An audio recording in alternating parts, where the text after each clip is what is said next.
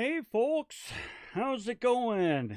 Hey, I apologize for the mix-up of the links. I've got so many technologies set up here to do these live casts and so forth that I got things mixed up.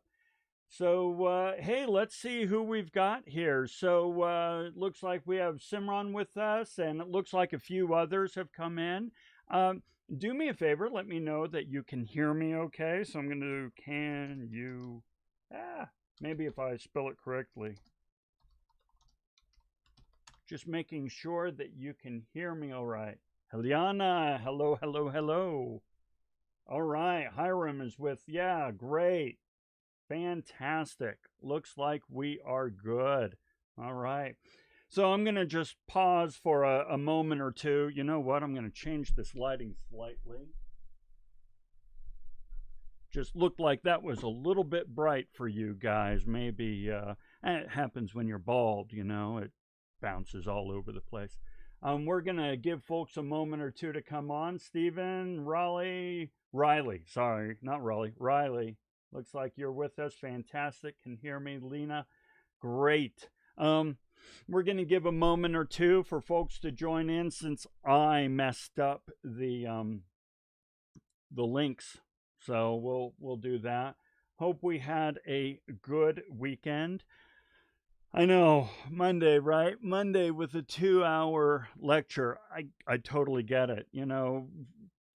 We grow up our whole lives thinking that it's only as kids that we really long for the weekend and we wish that they were 3-day weekends.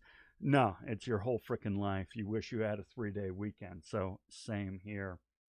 All right, got 2 after. We'll just wait a moment. Let's see. Fantastic. Fantastic.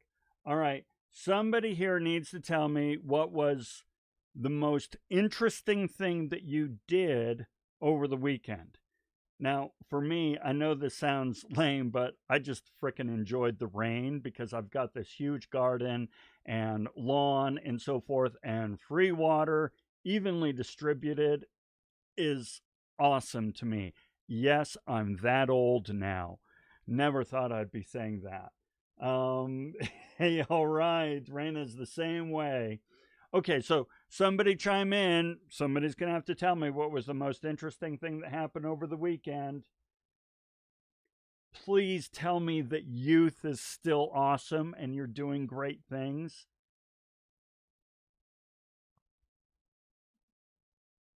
Okay. Watch the Hunger Game movies. Homework. So Hiram, we enjoy kind of marathoning the whole, movies, streams, and so Hunger Games is one that comes up a lot. We watch Hunger Games through the whole series quite a bit. We'll do a Harry Potter marathon quite often. Of course, we're doing, Marvel all the frickin' time, so we absolutely love it. Okay, I've got 10 folks with us or so. Others will be joining in. Once again, my apologies for mixing up the link. Hopefully, we've got things going out with friends. Perfect. Oh, allergies. Yeah. Bad time for allergies. Okay, then this is what we are going to do today, folks. We're going to do a couple of things. The first thing we're going to do is, writing letters like a gift. Oh, I like that. I like that. We're still writing letters in this day and age. That's fantastic. Okay, this is what we're going to do. We're going to kind of, every once in a while, Google thinks I'm talking to it. No, I'm not. I'm not talking to you. We're going to do kind of a review of what we've done, right? We've gone through this. Hang on, I got to put my mouse over here.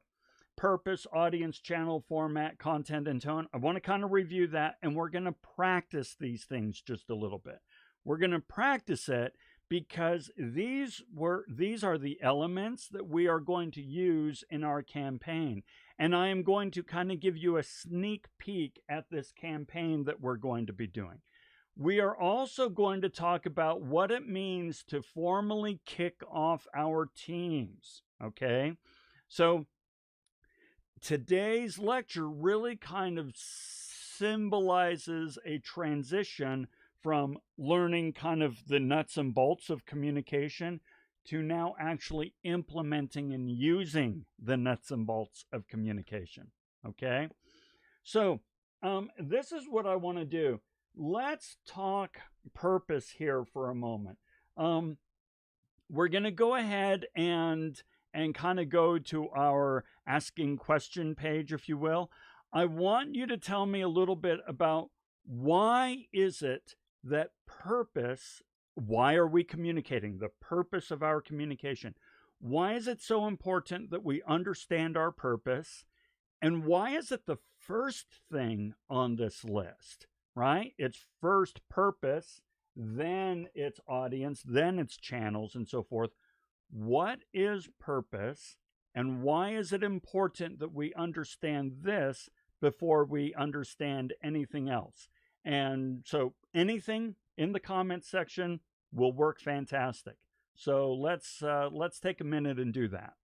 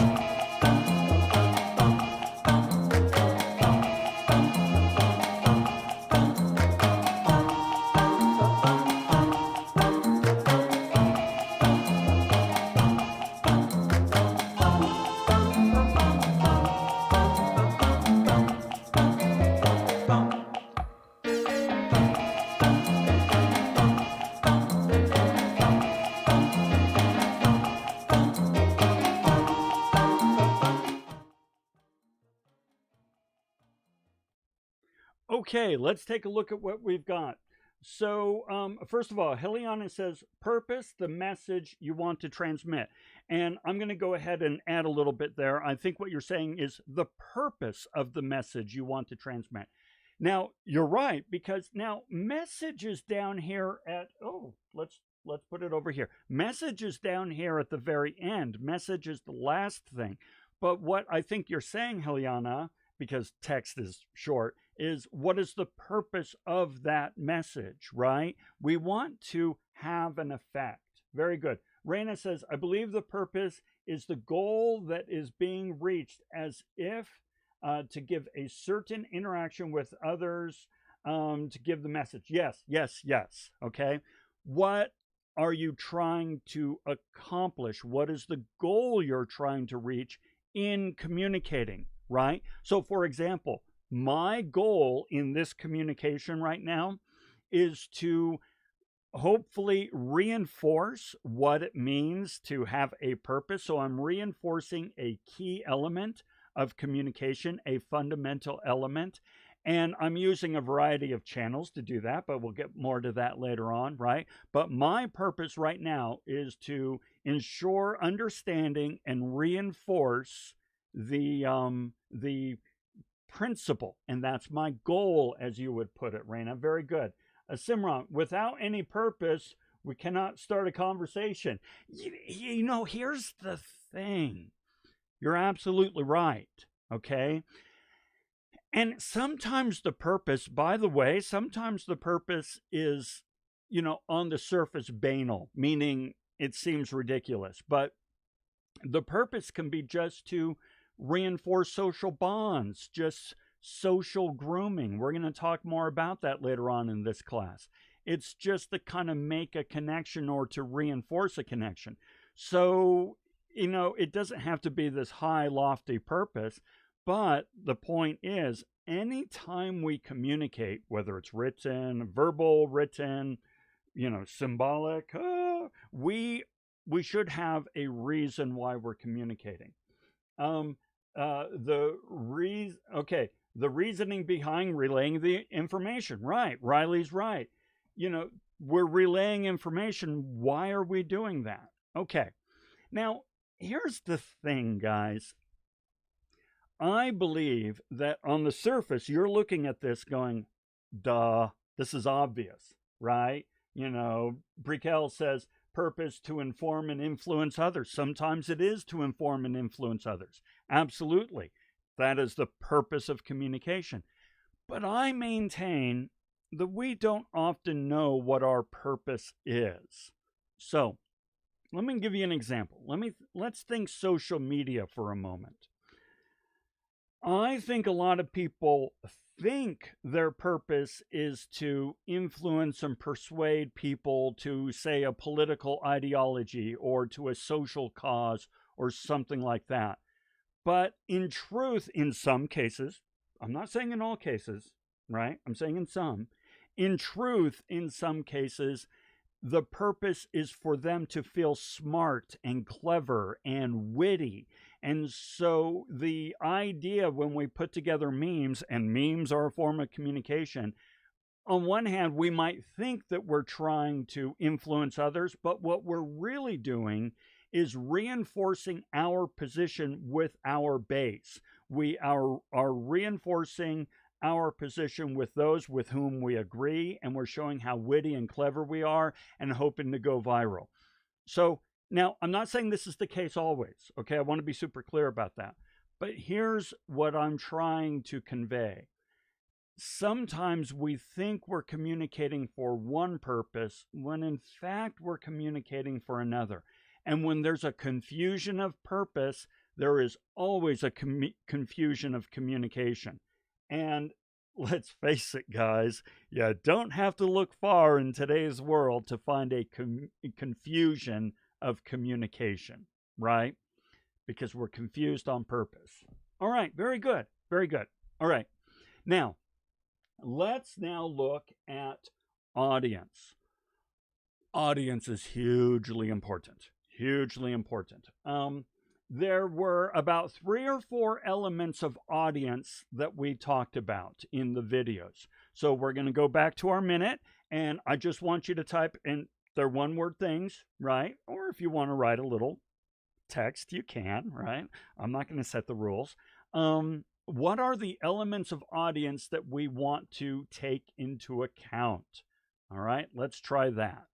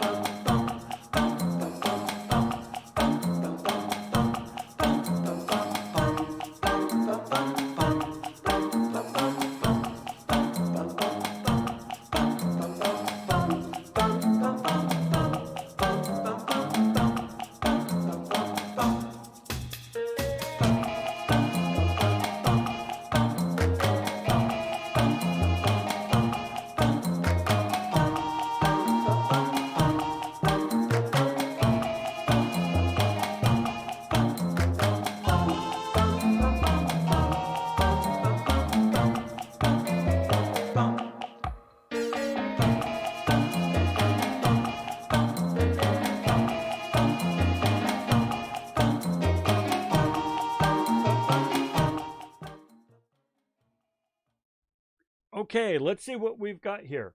Okay, so we're still on purpose here. Now, oftentimes there's a delay in this, so I want to make sure that we're set for delay.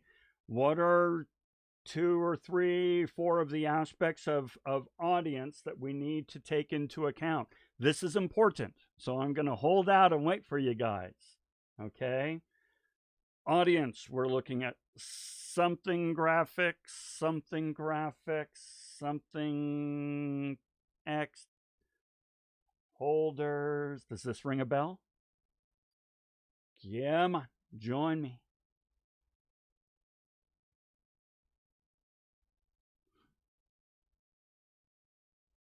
That's probably annoying. Shouldn't do that. Okay, now we're getting somewhere. Evelina is absolutely right. Psychographics is one of the aspects of audience. Very good. Let's see if we can get somebody to come up with another one.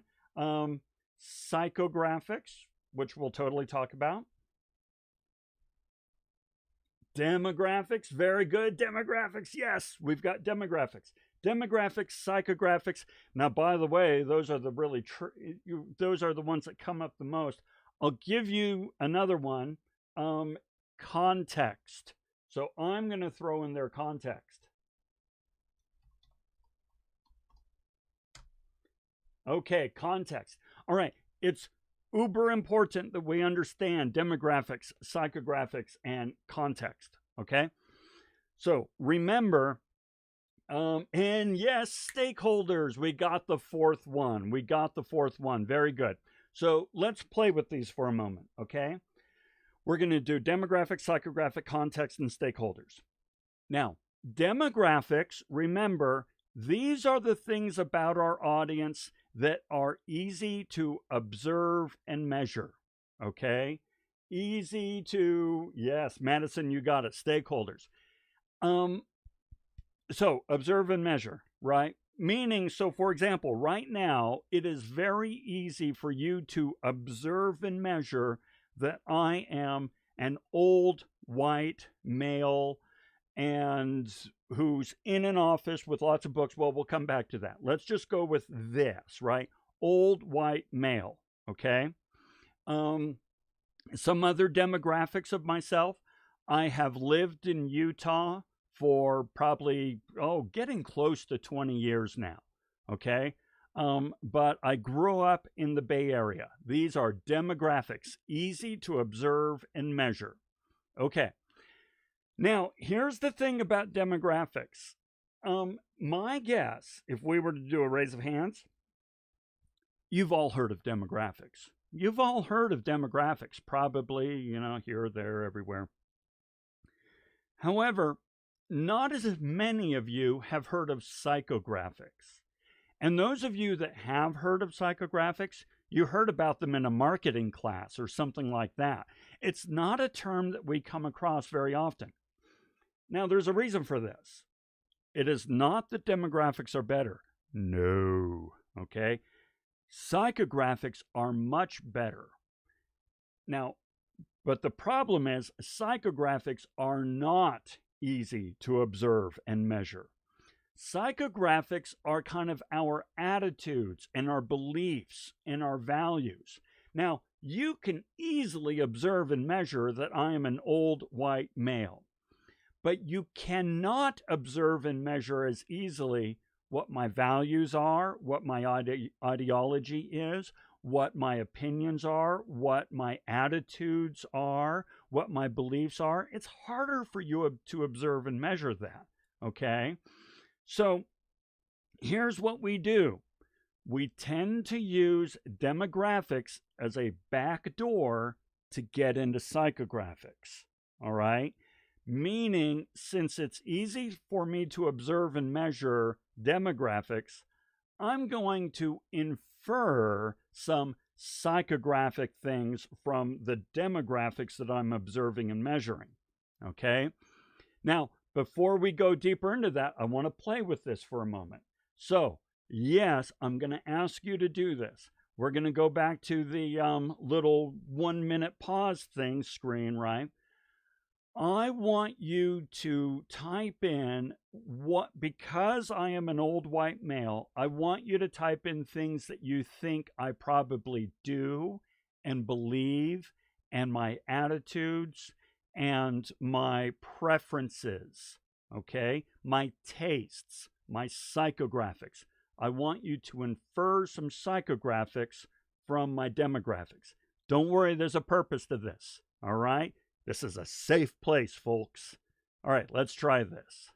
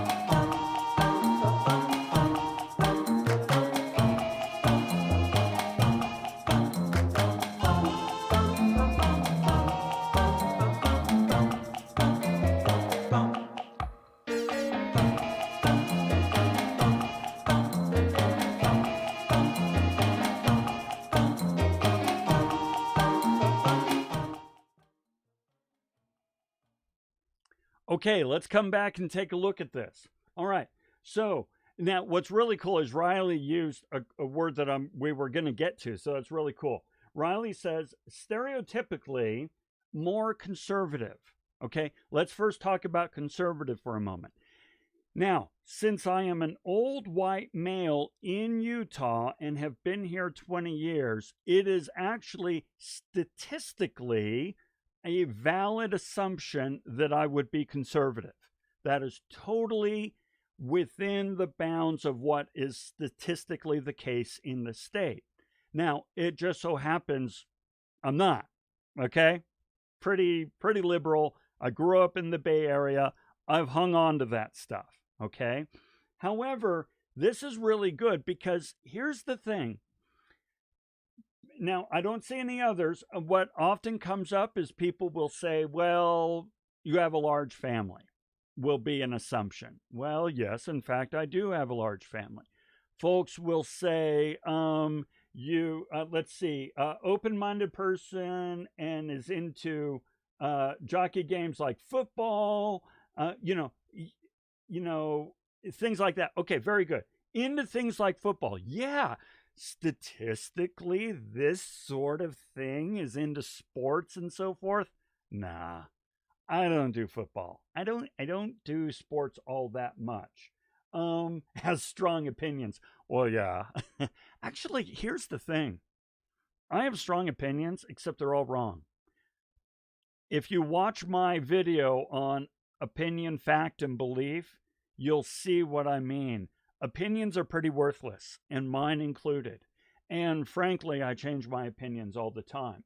But you see what, you guys are on the right track. I'll often have somebody write in there that I play golf. Because, yeah, look at this. Total golfer, right? No, I don't play golf. So here's the point. We often use demographics as a backdoor into psychographics. And statistically, we're right sometimes. But here's the thing. And Riley said it right off. That's stereotyping. Okay, that's stereotyping. Now, here's something that you're going to hear that isn't going to make sense, but bear with me. Stereotyping is actually really, really handy until it's not. Okay, let me tell you what I mean. Stereotyping is what allows you to open a door. You could go up to a door that you've never seen your entire life, and you're not going to stand in front of that door and go, oh, holy hell, how do I open this thing? No, you're going to look for a doorknob. You're going to look for hinges. You're going to kind of figure out how this thing actuates based on what you've seen every other door do. And 9 times out of 10 or 99 times out of 100, you get it right. But sometimes you get it wrong. Sometimes you pull when you should have pushed, or push instead of pull, or you go to the wrong side of the door, right? That's where a stereotype fails us. You will never walk into a McDonald's and try to buy tires for your car, okay? You're not going to do it. But that's a stereotype. Have you ever asked them if they sell tires? But now here's the point, guys. You and I both know that, stereotyping is a huge problem. Here's the way I like to explain it. It is a great way to initiate a conversation. It is a relationship. It is a really bad place to end it without exploring. So, for example, okay, let's say conservative, right? You're going to say, hey, I assume, Lon, that you're conservative because, look at this, right? And I say, hey, you know what? I see what you're saying. And in fact, actually economically, I tend to have some kind of fairly conservative views economically. I'm a fan of the free market. I think people should be free to make free market choices and so forth. But then, no, when it comes to social issues and so forth, I'm very, very liberal, and let me explain why. And then you and I could have a conversation about the merits of conservatism versus liberalism, progressive, and so on and so forth. Conversation, discussion, illumination, right? That's totally fine. What's wrong is to say, I see Lon walking down the hall. I'm going to go, there it is, another Republican bastard. And it's like, well, hold on, let's talk. No, I don't need to talk. Look at you. I mean, you scream conservative. I don't need to have any conversation with you. No. Right? Conversation. I do have one strong opinion. So, Madison, I do have one strong opinion. I cannot think of a single social issue to which the answer is not communication. We've got to have communication. Now, I'm not just saying, hey, let's have a conversation. That's a cop-out phrase. I mean, we need to talk about, where are systems favoring some peoples over others? Where are, our values and so forth misplaced or placed properly? Where can we marry up differing values so that we can feel good about our own distinct values, but in the same way get together and cooperate? This is all done through communication. You saw my first video, guys, where I say it's the greatest power in the universe. I mean that. It is the greatest power in the universe. Okay. All right. So now that's demographics and that's psychographics. But now we have context and then stakeholders. So context. Context is the most difficult one for folks to understand. It is really tough. Okay. And I know, because it's kind of abstract. Here's the idea of context. Remember, there were various types of context. There's physical context, there's cultural context, temporal context, societal context. The idea is the environment in which we are communicating and receiving communication affects the communication. Okay? So, for example, right now we're doing this online, right? This is a context. Monday morning, 8 a.m., Monday morning, online, right now, and this is not a slam, I want to be clear. Right now, only about 30% of you are paying attention and engaged, okay? The rest, the vast majority of you, 70%, are surfing on the internet, you're looking at social media, you're doing something else and so forth. That is absolutely understandable. And by the way, when I'm in an 8 a.m. meeting and I'm online and so on, I'm doing the same darn thing. Okay. That is a context. That is a physical context because we are in an online environment. It's also a temporal context because we are 8 a.m. on a Monday morning. Who does anything effective on an 8 a.m. Monday morning meeting, right? So that's context. We also have cultural context. For example, I'm speaking very directly, which, as you know, is kind of a low context, Western thing to do, which means some folks who are more high context may have less, may feel awkward with the communication. We also have societal context. So, for instance, I brought up earlier old white male. And there may have been people in class right now or watching this video later on going, I don't believe he said old white male in this environment right now. And I may have even turned you off. Okay?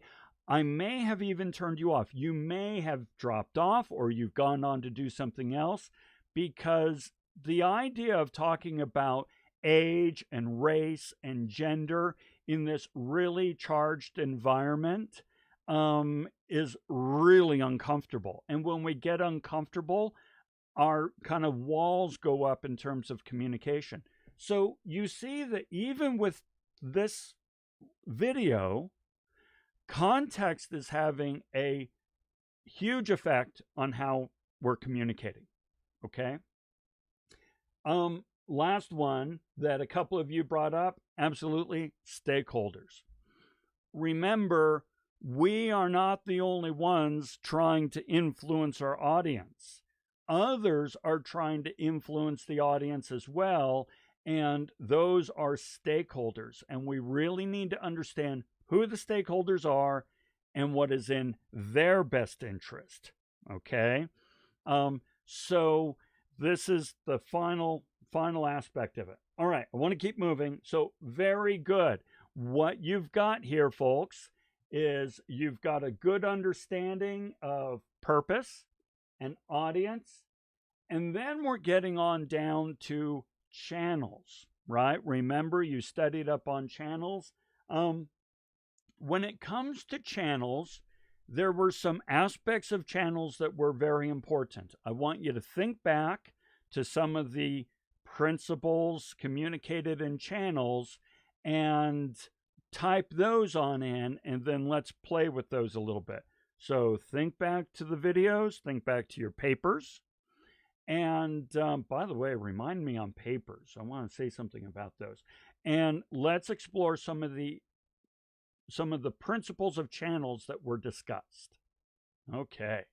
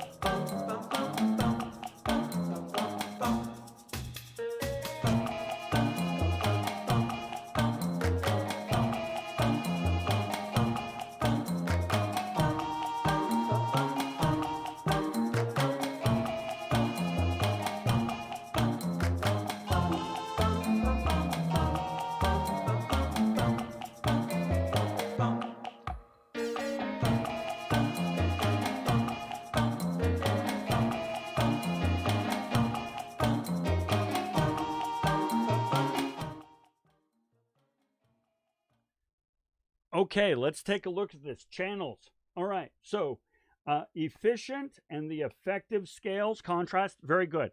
Efficient and effective. So what Riley is referring to there is the richness of a channel, affects to what degree is it efficient or effective. So, for example, if you remember, things like memos and form emails are very low in richness, okay? There's no body language, there's no tonality, there's no facial expressions, there's no video, there's no audio, there's no nothing, okay? So they're not very effective. On the other hand, they're really efficient because I can send an email to umpteen million people with just a few keystrokes. It's not a big deal. On the other hand, channels that are very rich, face-to-face, synchronous conversations, body language, and all that, bring in everything, are very effective, very effective. However, they're not really efficient. It's really hard to have a face-to-face conversation with, 30 million people, for example, right? So we have to kind of weigh efficient versus effective. Now, to that point, I sent out an email to a whole bunch of you saying that by the way, the papers that you guys did, these fundamentals, writing a business paper, they were good.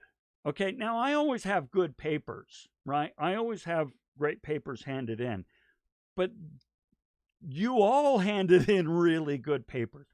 And frankly, I was a little astonished. Not that I don't have faith, but just so many, right? And so I sent out an email saying, hey, you all did references. They were all great papers and so on and so forth. Why did you include references? And a few of you wrote back and said, well, you really emphasized it in this. I just killed my keyboard. you really emphasized it in this video, and so I knew since you emphasized it in the video, I really needed to include references.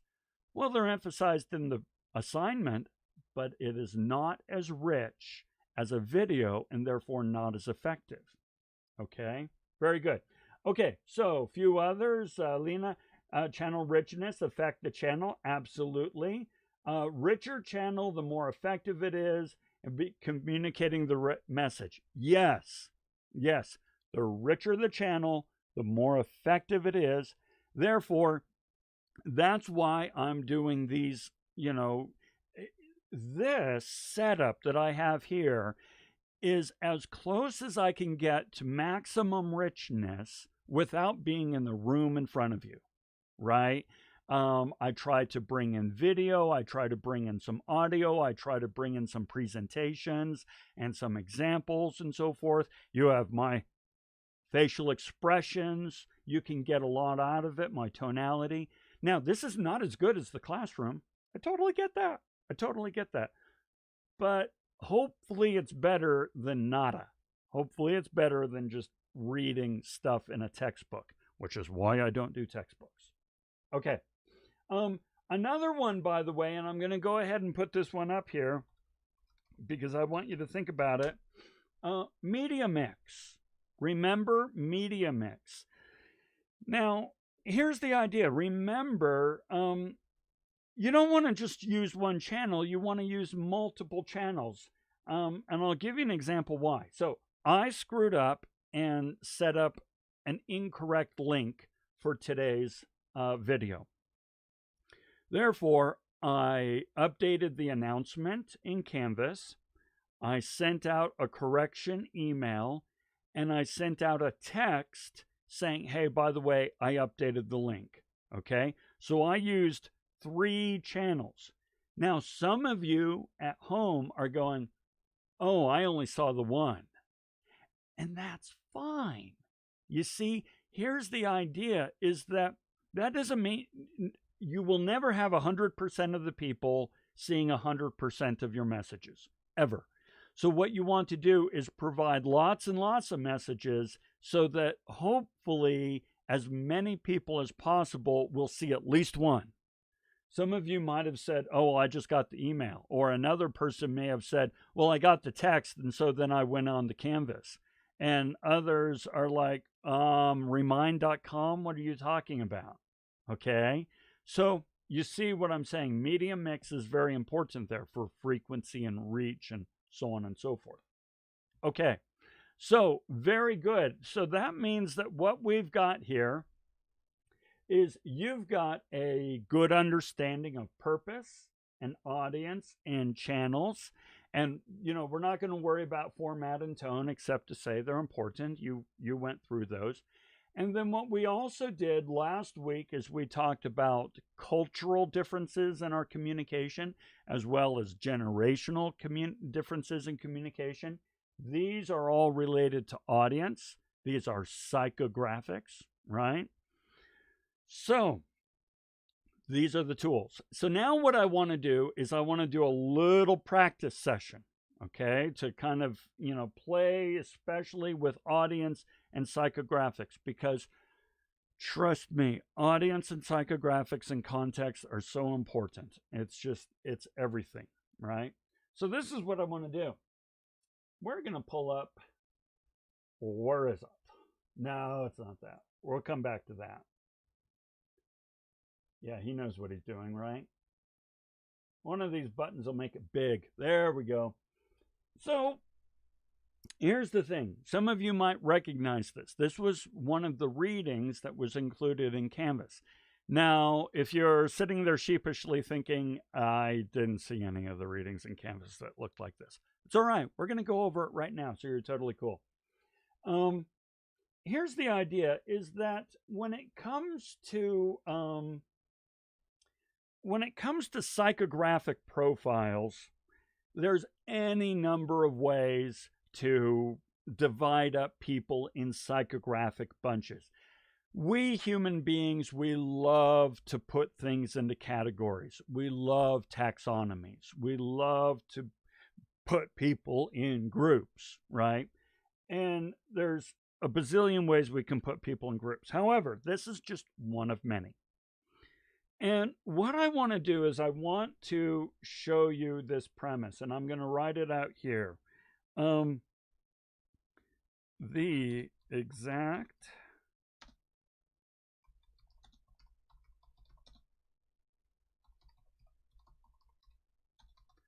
I know I'm typing. Hold on.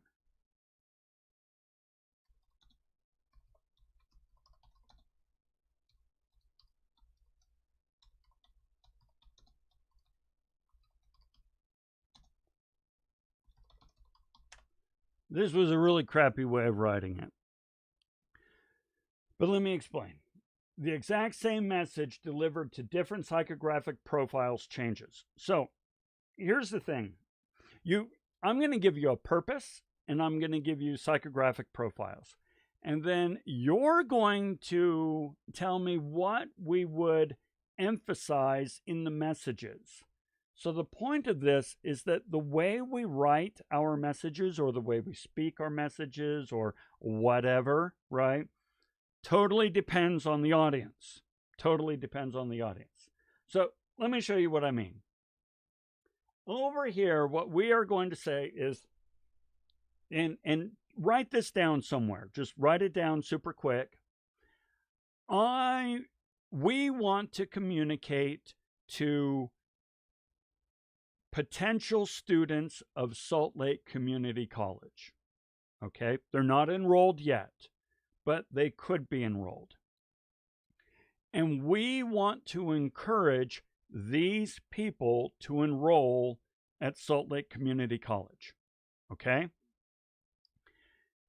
Now, the thing is, the way we influence them, because remember, the purpose of communication is to influence the attitudes and behavior of others and ourselves for a business-specific intent. The way we communicate and influence them to enroll at Salt Lake Community College will depend on their psychographic profile. Okay? So let's do this first one, right? I'm going to come over here to the explorers. This is a psychographic profile. These are people who are driven for the need for discovery, and they like to find and challenge themselves in looking for new frontiers. Young in nature, not necessarily reality. Explorers are often the first to try new ideas, new experiences. They respond to brands that offer new sensations, indulgences, instant effects. In short, difference is what they seek out. Their core need is discovery. Discovery. Okay? So, I want you to think about this group. Think about people you know who might be explorers. Maybe some of you are explorers. What would you tell these folks to persuade them to enroll at Salt Lake Community College? What does Salt Lake Community College have that the explorer would find, tantalizing and interesting? So let's play with that idea for a moment.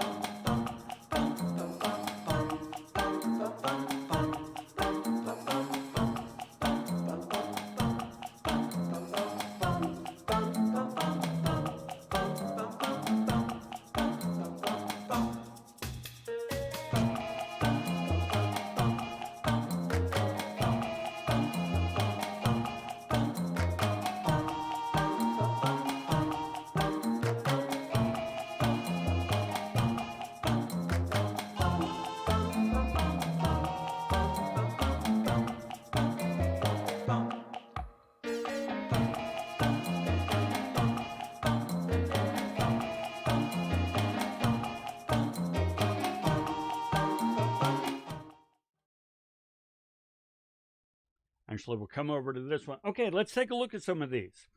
All right. Slick has new opportunities. Absolutely. Let's explore. Here's the thing about Salt Lake Community College. You can get an associate's, you can get an applied associate's, you can get a certification, you can, just take classes for the fun of it, you can audit classes, all kinds of things. Let's play with that. So Alicia, you're absolutely right. Riley, there are many unique classes that allow you to explore new concepts and ideas in your own way. Yes, yes, yes, yes. Have you seen our freaking class catalog? It's insane. You name it, you can take a class on it. Hey, you want to fly a helicopter? There are classes for flying helicopters. Me, I'm going to take a class this summer. It starts next week on film production. You want to take class on woodwork or on metal or on philosophy or theology or business. It doesn't matter. There are so many classes, and explorers would totally get off on that idea. Okay. Driven to seek discovery, difference, to learn something new? Yes. These folks are never done, right? They're always wanting to learn something new. And what better than a community college what better way than to attend a community college to learn something new? Because the classes are cheap, they're easy to, take and work around your schedule. Bingo. New experiences, more diversity? Yes. Most diverse campus in Utah, as they say. We are highly conscious of diverse issues. We are inclusive in that way, and we try to be even more so. All right, we're not freaking done, right? But this is really attractive to an explorer. There are many options. Raina says there are many options to choose from, and there are different views, different people to get different points of view. Might be interested in. Yeah, lots of exposure to different ideas. We have online, traditional, hybrid. Yeah, you name it. Online, traditional, hybrid, remote. You can explore it in any way that you want to. Work study programs that are designed, tailored to your interest. Yeah, a lot of you may not know about that, but we do have work study programs that you can actually bring into work and bring work into. It's limitless. So you guys really get it. Okay, you really get it. Here's the idea.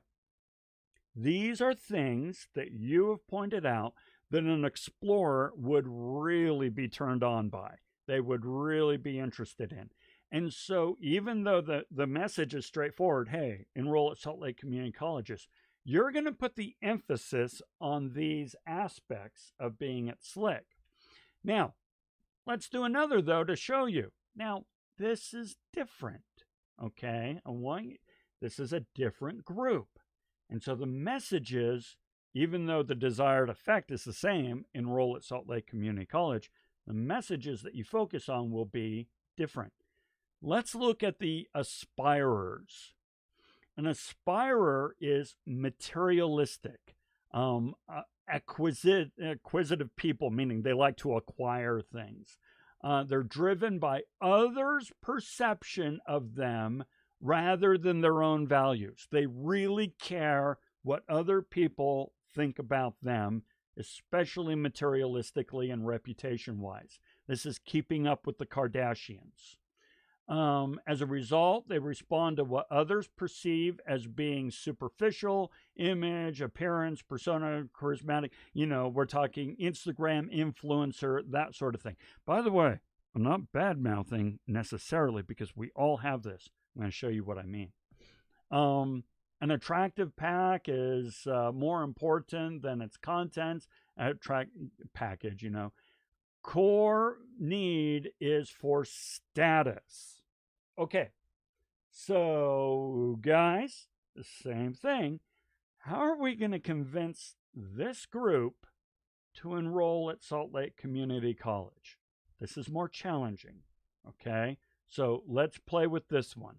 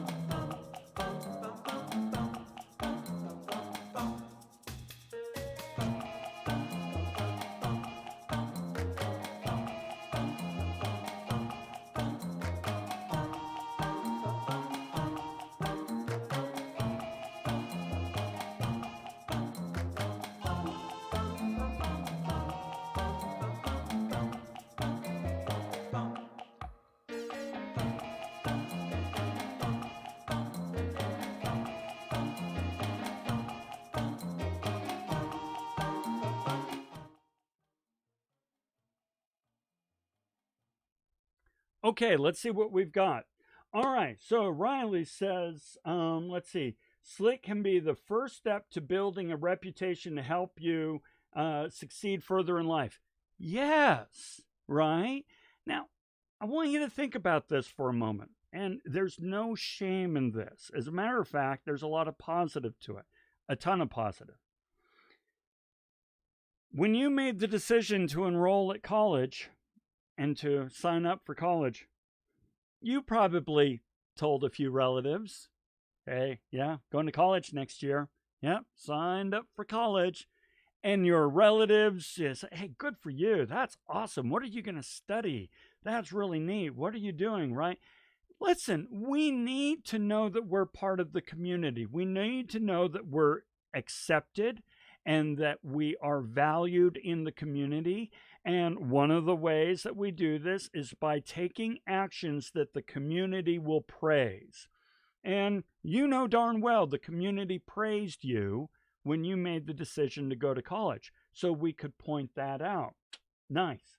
Okay, so Lena, because of status and superficial values, they may want to enroll to have a degree to show the perception of sex. Yes. So to point out, to support what Lena said, let me show you something here. So, and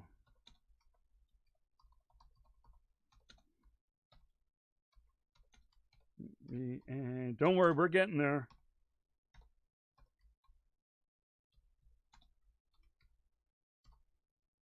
I never type it, so. Okay, that's my full title. Lon W. Schiffbauer, BA, MBA, PhD, SPHR.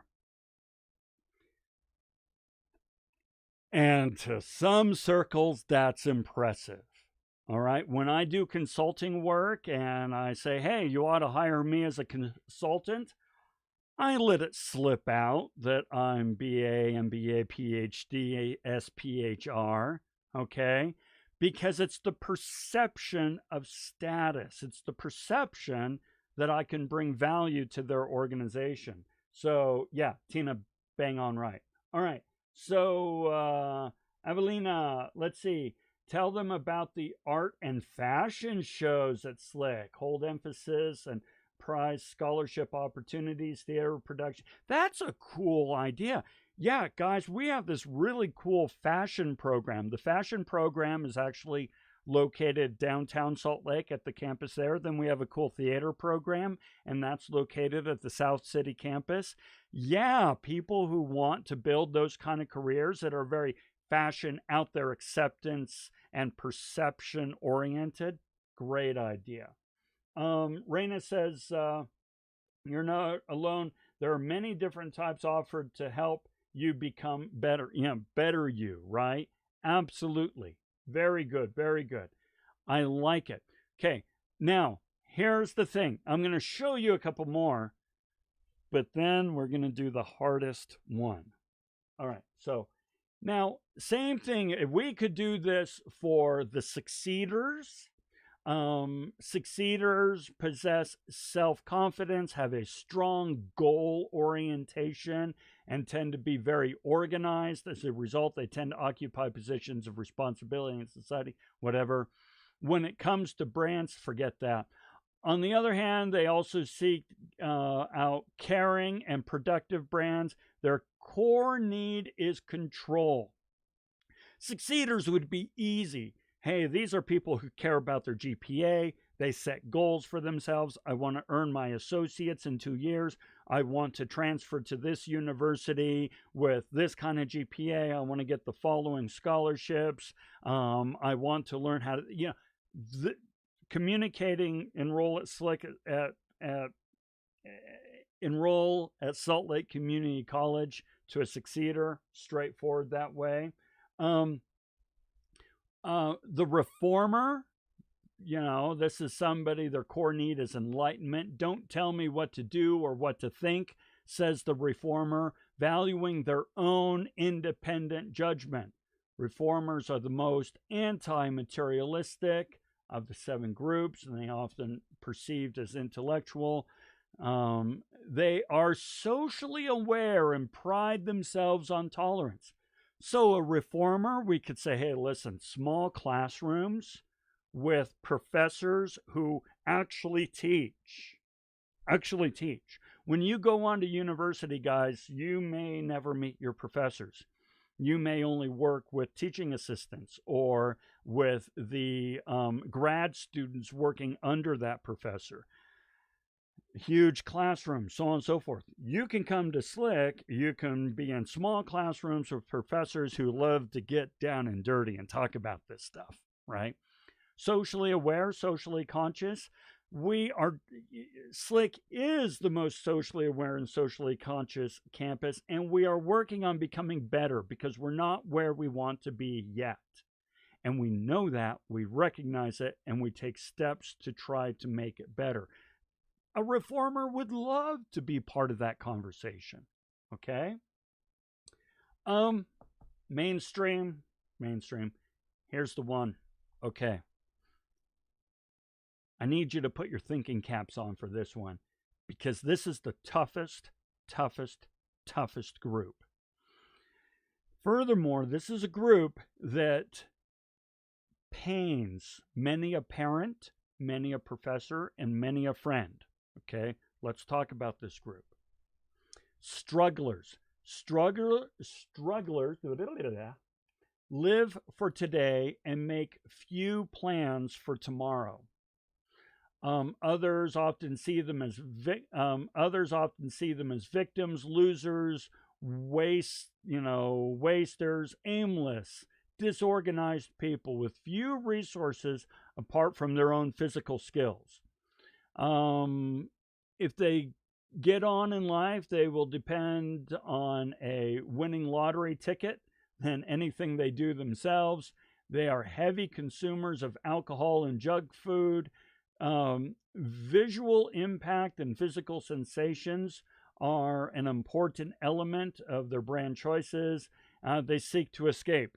Simply put, these are the guys and gals living in their parents' basement playing video games, afraid to live their life. Okay? They struggle with confidence. They struggle with themselves. They're not seeing past their immediate pleasure and so forth. This is tough, right? This is really tough. Many of you know strugglers. Many of you have struggled with being a struggler yourself. Let's play with this one, all right? What would we express to this psychographic group to incentivize them, to motivate them, to inspire them to register for classes? So this will be our last one for this.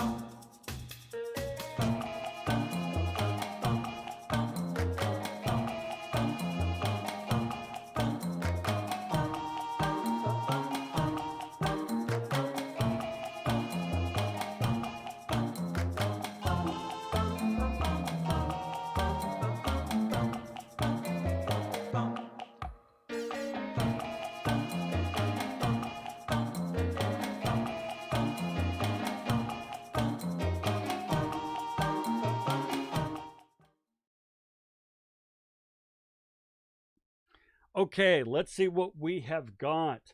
Okay, MJ, strugglers live only for today and have to start thinking about tomorrow. Yeah, and that's a hard thing. When you're stuck in this rut and all you can think about is escaping, but the way you escape is through, say, video games or what have you, rather than, thinking about tomorrow, that's a really tough thing. Lena, let's see, they hit rock bottom and have someone to support or a family member helps them change their ways. Yeah, these folks need lots of support. Okay. They are not really intrinsically, internally driven. They don't have a lot of self confidence, not yet.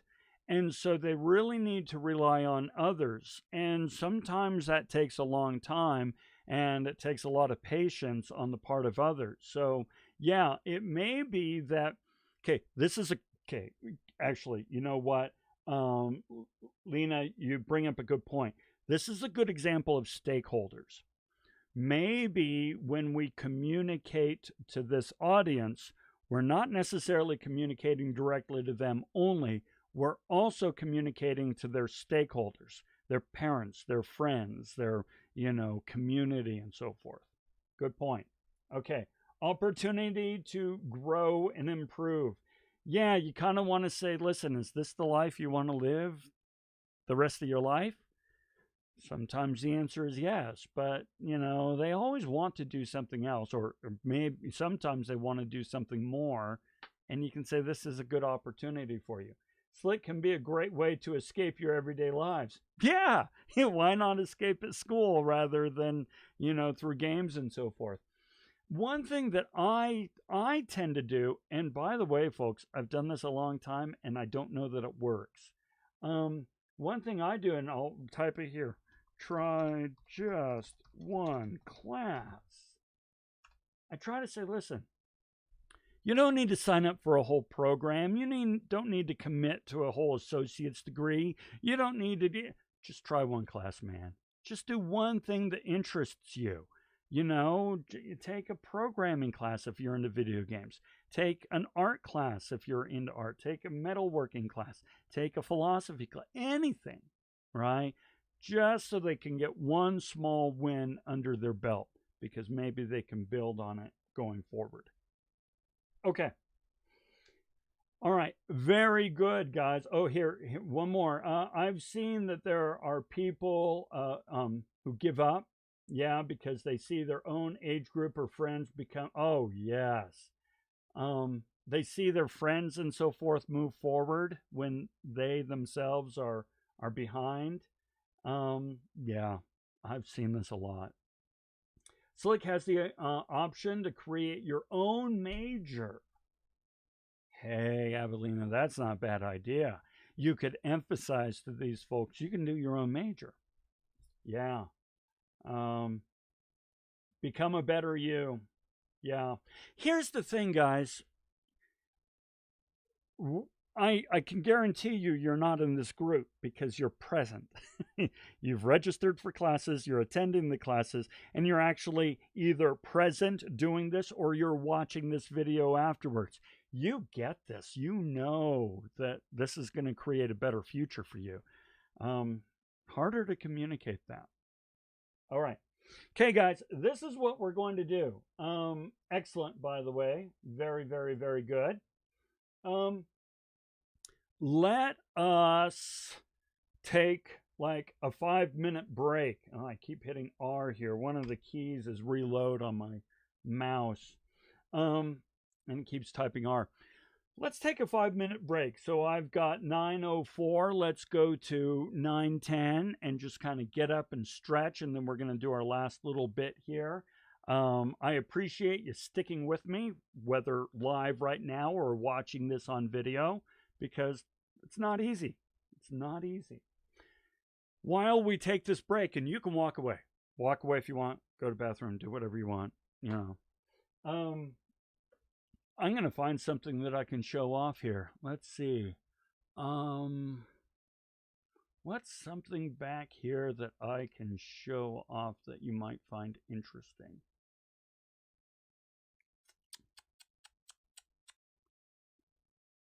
Oh, do you see anything on the shelf that you are like, hey, what's that? Let's do this.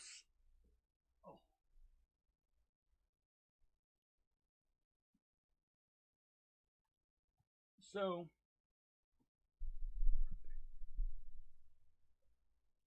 I know I'm over here. I'm just talking in the microphone. So I'm really interested in philosophy and theology. And for a long time before I did psychology, I studied world religions and so forth. And I've also traveled a ton. So, right up here, I have some Hindu statues and so forth. And then I have lots of Buddhas. Over here, I'll pick up. Oh, there we go. So I have a little minaret from Israel that I picked up in Israel, as well as a crucifix that I picked up in Jerusalem, and then a minaret that a friend of mine in Penang, a Muslim friend of mine in Penang, gave me. And then, oh gosh, we have all kinds of other things over here. Here, we'll play with this one.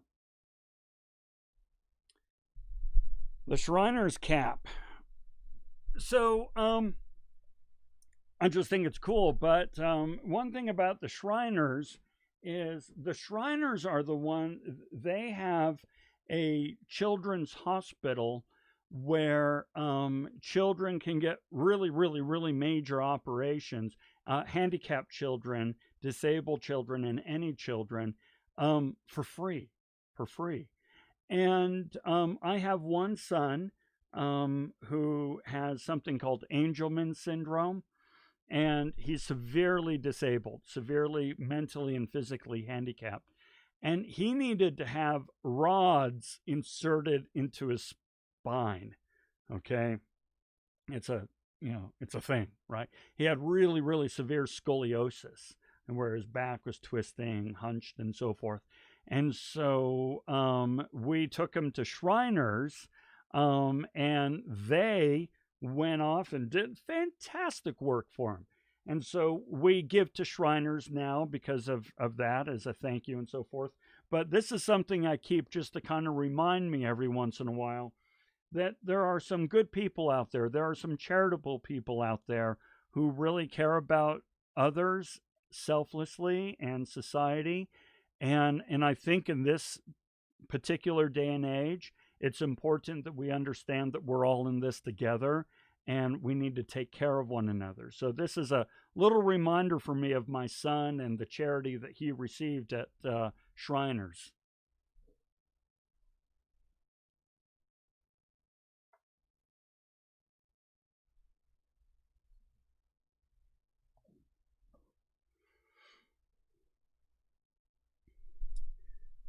Hey, Raina, I hear you saying, I used to be a struggler, but I'm happy that I found friends and have family to support me. Yeah, and that's what you need. You're so right. Heavy support at this stage is needed. And that's great because then you can support others, right? Very good. Couple more minutes in our break, and then we'll get next part going. In the meantime, I will pull this up.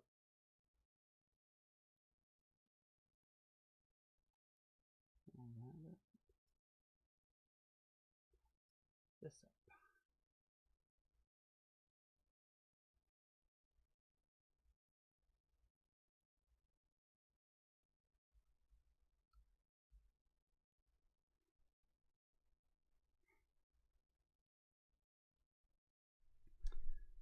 Lena, seem very traveled. Where was your favorite vacation spot most influenced me culturally? So, I've traveled. So I used to live. I'm born and raised in the United States for the most part, but then I used to live in England as a kid, and I lived in France as a kid, and then I lived in Japan for a few years, and I lived in Malaysia during work, and then when I worked at Intel, I traveled with Intel a great deal. So I've been all over the place. It's hard to say who influenced me the most culturally, because just so many places have. I will say though that I'm pretty much an Anglophile. All right, I really loved my time in England as a kid, and the language I use, every once in a while a certain word or a pronunciation of that word will come through that is the British pronunciation. It's just the way it is, and influenced me a great deal. But all kinds of places have been absolutely fantastic. I'd say my favorite vacation, though, was probably in Rome. My wife and I went to Rome for our 20th wedding anniversary. The one and only time we've ever gone anywhere because, not rich. But we went to Rome and, oh my gosh, it was so great. It was amazing. Just incredible. Okay, we've got 11 minutes after, so we are going to go ahead and get back going here. This is what I want to do. Hey, a lot of you did the Jumpstart Your Semester campaign. Jumpstart Your Semester extra credit. I didn't. All right, I pushed the wrong button, folks. My apologies. Okay, now I can push the right buttons. You recognize this campaign. This is where I said, hey, earn some extra credit, jumpstart your semester early, and all that sort of stuff. Now, by the way, a quick thing, and I'll go over this a few more times. Even though this campaign is over, I'm going to still allow you to do it for extra credit right up to the end of the semester. So if you're looking at this going, oh, I totally forgot about that. I totally meant to do it. I wish I had. My grade is not where I want it to be. It would have been really cool if I'd done that. Kick myself. You can still do it. There's a reason I put a deadline on it, and you'll see that in a moment. Well, here's the thing, guys. We are about to move into teams. And for your team assignment, you are going to do a communications campaign, a strategic communications campaign. And what is a strategic communications campaign? Well, you did one. You saw, or at least you participated in one. Let me show you what I mean. I'm going to come over here.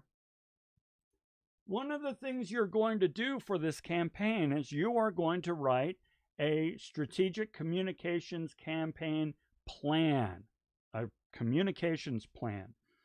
This that you see right here is an actual communications plan that I wrote for the Jumpstart Your Semester campaign. So I did this assignment as a way of demonstrating what this campaign is all about. Now, one thing you should know is it's not like I had to make it up. This is how businesses run internal communication campaigns. The same process is the same process that is used at Intel, eBay, PayPal, Adobe, you name it, they use this process. You are not just doing just some lame-ass school assignment. This is how it's done. So I want to show you what it is, because that way you can see how it worked since you participated in it and what you will be expected to do. Now, don't worry, this is not the only time we're going to go over this. I just want to kind of give you a sneak peek right now. So we're going to go through it very quickly, and you're going to be like, wait, what did I just see? Don't worry, we're going to go over it in detail later on. But this is just to show you how we are taking the principles that we learned at the beginning of the semester and applying them to a campaign. Okay, so we have the purpose of this campaign. Remember that little chart that we just reviewed starts with purpose, audience, channels, format, tone, message, right? Well, what is the purpose of this campaign? And as you see, I kind of had three purposes, and I want my students to engage with the course material in a new way, one more closely aligned with their current media consumption habits. Here's my thought. You already are on YouTube. You love YouTube. You watch YouTube all the time. You comment and you leave things and so forth. And so this campaign is to get you to engage with the course content in a way that you're used to engaging with media in every other kind of venue.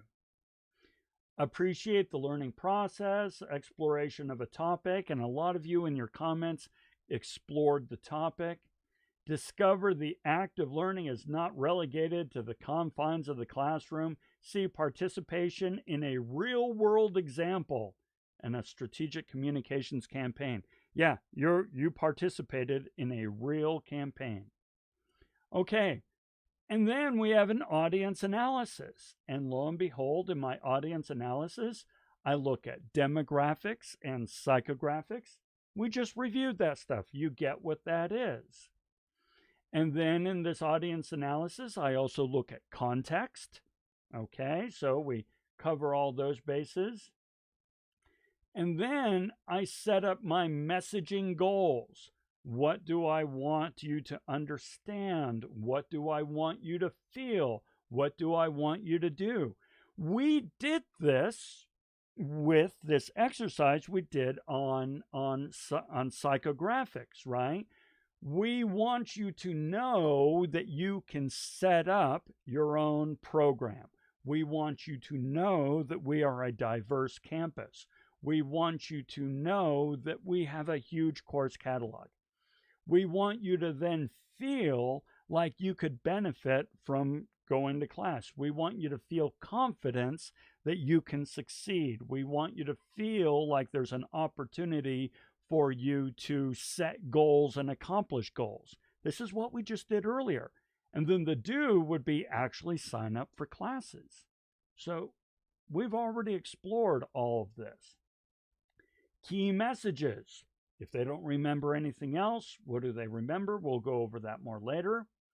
Channels. What channels are you going to use? Okay. And then when, tactical plan, when are you going to roll out these channels? And then as you remember,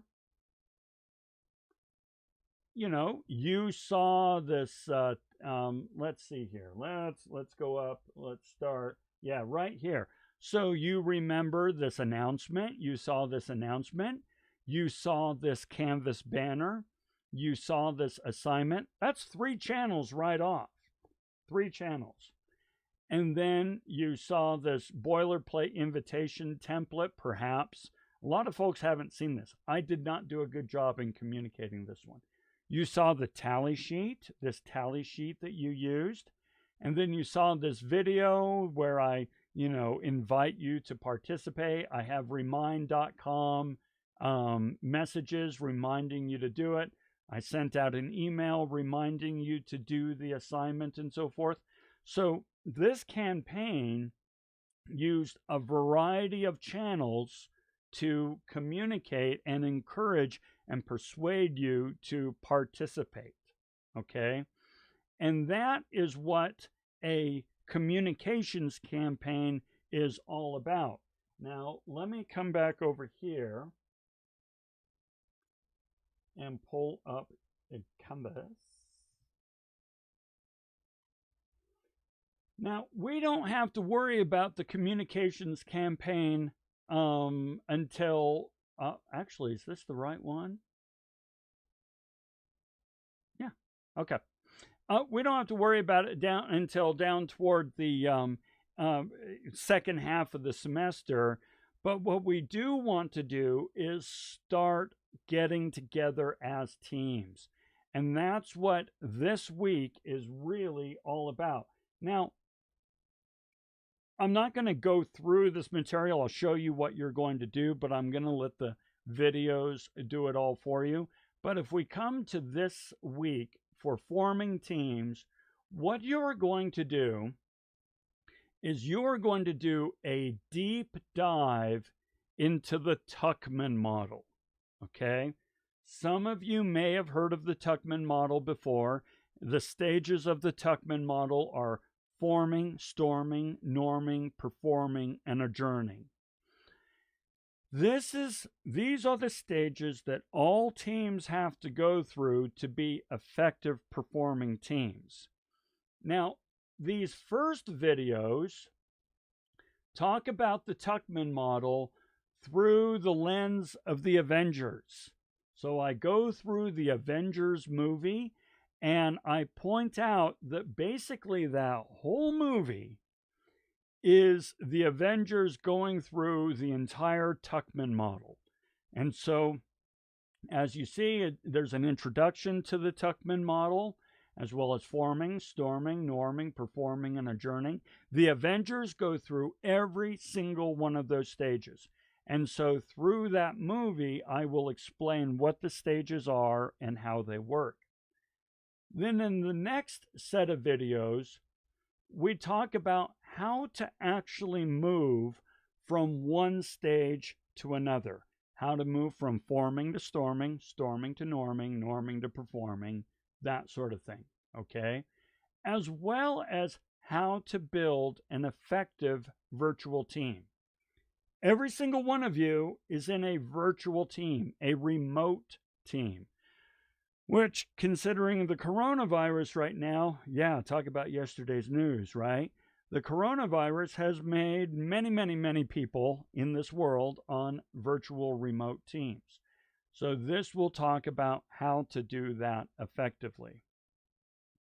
And then finally, what you will do, little quiz there on Teams, is you will put together a team charter, okay? Now, the team charter is in fact explained in one of the videos that we just looked at, but there's also a template right here. So if we click on this template, you can download this bad boy and fill in. It has examples of everything that I'm looking for, how to fill it out and so forth.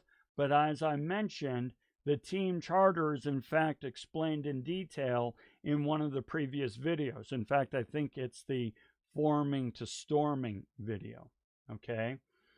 And then, it should be, okay, then you're going to do a self-assessment. You're going to assess how well did you participate? How did you participate in the forming of this team, which is what we're focusing on this week. Now, let me tell you how to get an A in this little assessment, okay? If I hit preview, it's going to ask, hey, do you participate? Yes, and so on and so forth. Little yes, no's. But here, what do you feel was your strongest contribution to the project kickoff? Explain what you did that you felt contributed the most. But now watch this. Moving to the next group project, what personal strengths do you think will ensure? So what strengths do you have? Let's see, if you put no, put any of the mark, okay. If you selected no for any of the questions, please explain here. Now, this is what I want to make clear. If you mark no to any of these, it will show that you missed 2 points.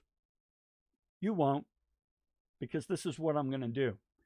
If you mark no to I participated in group discussion and, responded and so forth, and then in your explanation say, I had a hard time getting started in the team. I did not make myself as available as I should have. In the future, I am going to, work with the team to try to figure out how we can better align our schedules. And I'm going to be a little braver in speaking up because I feel like I just kind of stayed in the background. If you explain that no, I'm going to give you the points. Okay? I'm going to give you the points. So, like I say, be open, be honest, be introspective, and tell me how you're coming together as a group, and I will give you all the points. Okay? So, going back, we then hit next, and that should be it for the Oh, I'm in the wrong one. There we go. That's it for Module 6. Okay. So just by way of, kind of, oh, now my mouse, I get so lost on where my mouse is. By way of review, this is what you're doing this week. You are watching all the videos on the Tuckman model, as well as the videos on how to move through the Tuckman model. You're going to have your first team meeting. It can be virtual, it can be over Zoom, it can be over WebEx, it can be, any way you want. You will fill out the team charter, and you will then do a self-assessment on how well did you perform and what skills and strengths did you bring to the table in this team kickoff.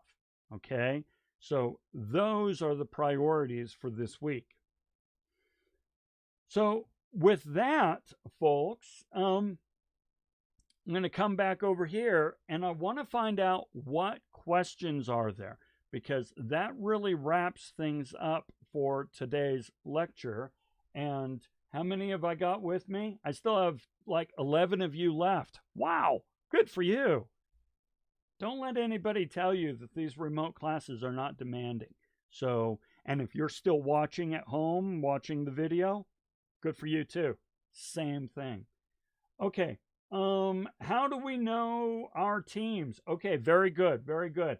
So when you come over, and let me pull up others, you should have over here on the left side your group. Okay, so everybody right now is in a project team. Okay, now I could click through all these and we can figure out which one, but you don't want to do that. But when you come over here somewhere, it should have a group. Can somebody go into Canvas and confirm for me what it looks like for you as a student? So, Heliana, we're going to keep that question open. I'm going to ask somebody to go into Canvas. Let's see. I noticed some of the teams have team name. Yeah. Hey, yeah. So, Lena, you can totally create your own team name. I put these teams together just as so I could keep track of what's going on. But if in your first team meetings, you guys say, I want to totally change our team name, you can do that. Okay, all groups are locked by the one you are in. Okay, it looks the same. They're all locked but the one you are in. So I think what that means, Heliana, is that if you go over to people, you'll see all this, but all but the one that you're in will be locked. I really thought there was something over here that would say group, but I might be wrong. I'll have to look into that. But that's how you do it. So how do you change your team name? Just let me know. Let me know in an email or in your team charter, any way you want. Let me know that you want to change your team name, and I'll hook you up. Okay, what other questions do we have? This is exactly what I want, folks, in terms of questions. Any question? You betcha.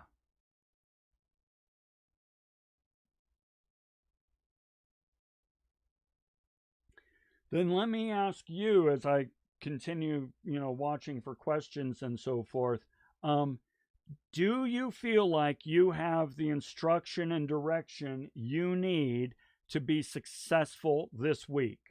That's my key thing. I want to make sure that you feel like you have everything you need to be successful this week. Yeah, once you click on the people, they're okay. The group tab will appear. Okay, good. Thank you. Perfect. Nina's got it. So I'm going to, okay, so Evelina, you say yes, you've got everything you need to be successful this week. Very good.